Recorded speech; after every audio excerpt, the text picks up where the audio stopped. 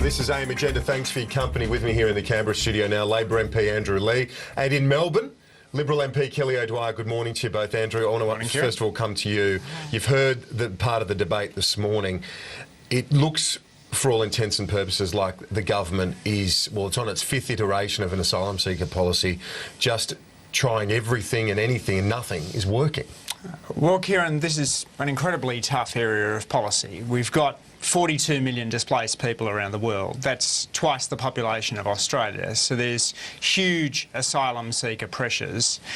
What we've done is put forward a policy which would have people return to Malaysia. We had strong advice that that would have been an effective deterrent, but the Coalition and the Greens have banded together to block that in the Parliament. So then we set up an independent committee. Out of that came the no advantage test, that if you come to Australia by boat, you shouldn't get an advantage from being processed in a refugee camp. But how can you have a situation now where you're trying to adopt that no advantage test, and people are going to be in our community, essentially, and Doug Cameron this morning, your colleague in the Labor Party, has said that they're going to be an underclass. How can you disagree with that? They can't work. They're on a subsistence welfare. How do you expect them to settle in at all? Well, Kieran, what I put to you is what's the alternative? The no advantage test is aimed at stopping people drowning at sea. We've seen about 4% of those who've taken a boat to Australia drown at sea. That's literally thousands of people. And so the no advantage test is aimed to say very clearly to people smugglers and to the people who consider getting on those boats, don't do it. It is too risky. But they're not hearing the message. It's sadly not working. So now you're going to have the worst of both worlds. You've got people, an underclass in Australian communities with no disincentive. Well, because Kieran, people who are legitimately fleeing persecution will think, OK, I'll come and take that welfare package. It might not be great, but it's better than where I'm at. It's hardly a disincentive. Well, Kieran, I firmly believe that the Malaysian agreement is a more effective deterrent, but I do think that it's important that we listen to the evidence on this. We had the Coalition saying for ages that Nauru would be the magic bullet on this. I think that's been shown that this is a more difficult area of policy. Can I just say something too on the language of illegals?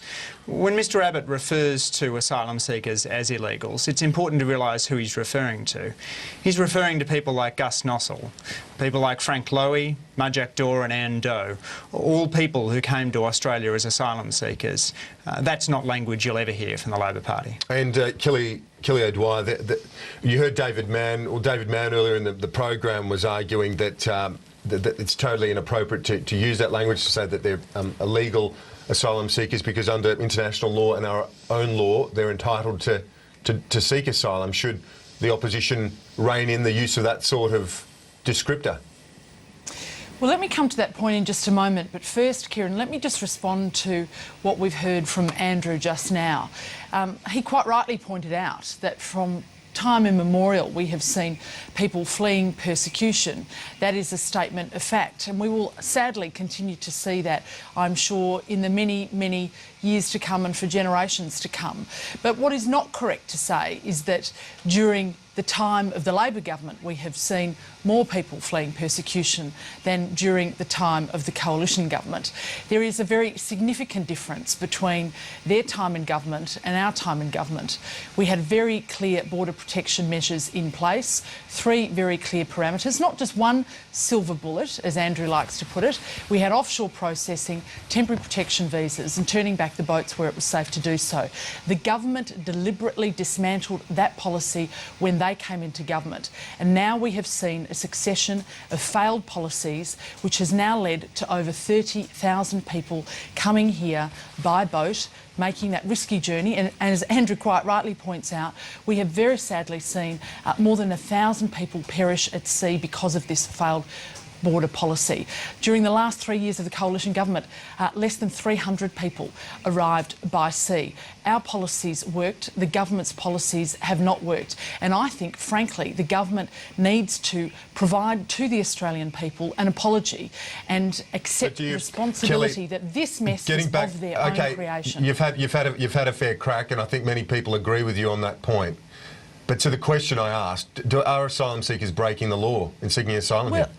Well, look, the point to make is that anybody who comes here and comes here without, without appropriate documentation, comes here without proper recognition from the government that they ought to be allowed to come here, is coming illegally. Now, of course, people can seek refuge, and we have one of the most generous resettlement schemes in the world. This is something that is a policy supported by both the Labor government and also the previous coalition government. So let's not play politics on that. But what is important is that the government wants to distract by talking about, these little, bits of language from their overall failed policy prescription, which is that they have been all over the shop on proposing in the first instance that we need a processing centre in East Timor without talking to the government, then saying PNG, then talking about Malaysia. Andrew, is this a distraction, as Kelly pointed, when the fundamental issue here is that there have been 8,000 arrivals since August? The government's policy is totally being overwhelmed. Kieran, I think it is important to get policy settings right, but I think language matters as well. And this is an area where words are bullets, and many people are deeply offended by language like illegals and boat people. They feel as though there is a tone of racism creeping into the debate. I'm particularly proud that we've expanded the refugee intake by the largest increase in a generation to 20,000. I think it's vital that we treat people with compassion, and there is nothing compassionate about a policy which sees people drowning at sea. Kelly, so you've got about 40 seconds left for a quick response. Well, of course, we actually supported the increase in the humanitarian intake. I mean, let's not play politics on that. But what we have said is it is absolutely cruel. It is a cruel hoax on some of the most vulnerable people to be allowing our refugee scheme to be determined by people smugglers, and we think that's completely wrong.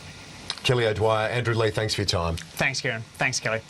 And that is all for AIM Agenda this morning. Thank you for your company. The news is next.